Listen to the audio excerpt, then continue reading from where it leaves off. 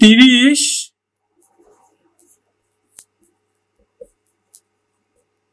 দিনে কি হয়? 1 মাস হয়।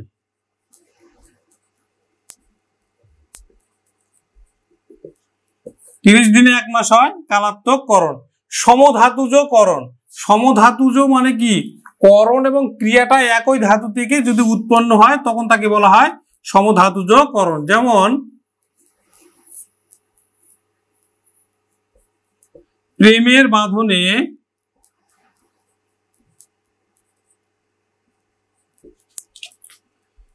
বেঁধেছ আমায়,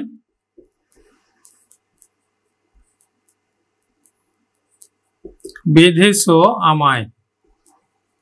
এখন দেখো কিসের বাঁধনে বেঁধেছে? প্রেমের বাঁধনে। তাহলে দেখো এই যে বাঁধন এবং এই যে বেঁধেছে, হ্যাঁ, প্রেমের বাঁধনে বেঁধেছে আমায়, তাহলে এই বাঁধন করণ আর এটা হচ্ছে ক্রিয়া। তাহলে ক্রিয়া এবং করণ যদি একই ধাতু থেকে উৎপন্ন হয় তাহলে সেটিকে বলা হয় সমধাতুজ করণ। এখানে কিন্তু বাঁধ ধাতু থেকে উৎপন্ন হয়েছে। কোন ধাতু থেকে? বেঁধেছ এবং বাঁধন দুটি কিন্তু বাঁধ ধাতু থেকে উৎপন্ন হয়েছে, তাই এটি হচ্ছে সমধাতুজ করণ। সে কাটারিতে কাঠ কাটছে। সে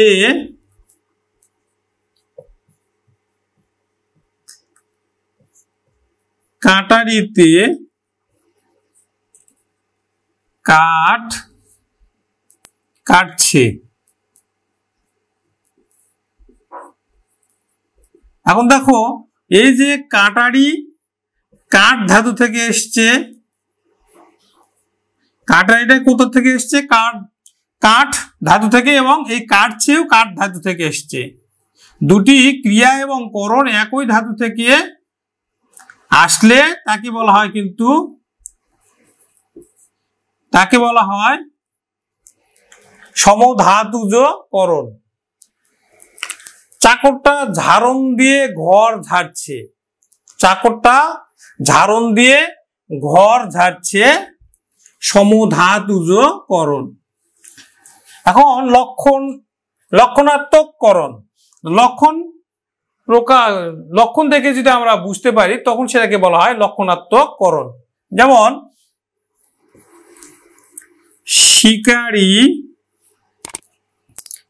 শিকারী বিড়াল কিসে চেনা যায়?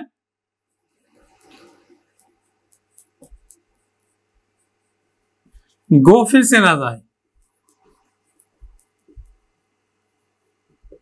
এই যে গোফের দ্বারা কিন্তু বিড়ালটা যে শিকারী, এই গোফের দ্বারা কিন্তু চেনা যায় লক্ষণাত্মক করণ। আবার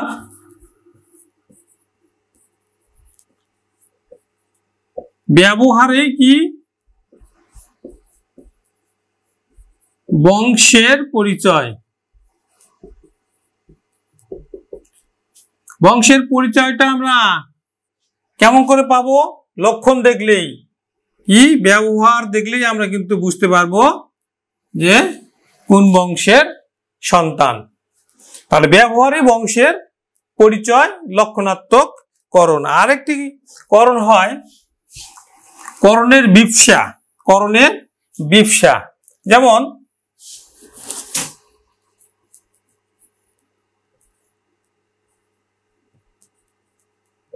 পুষ্পে পুষ্পে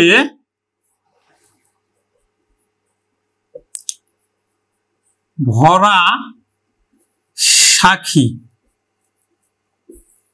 এই যে দুইবার পুষ্পের দ্বারা কিন্তু সাখীটা ভরেছে, মানে ফুলদানিটা ভরেছে। সাখী মানে ফুলদানি। তাহলে কিসের দ্বারা? পুষ্পের। পুষ্পে মানে কি? ফুলের দ্বারা সাখীটা ভরেছে। পুষ্পে পুষ্পে যখন দুইবার থাকে তখন তাকে বলা হয় বিপসা। আর এটা কিসের দ্বারা ভরেছে? পুষ্পের দ্বারা ভরেছে, করণে বিপসা। শিক্ষার্থী বন্ধুরা, আজকে শিখলাম আমরা করণ কারক। পরবর্তী ক্লাসের আমন্ত্রণ জানিয়ে আজকের ক্লাস এখানে শেষ করছি। নমস্কার।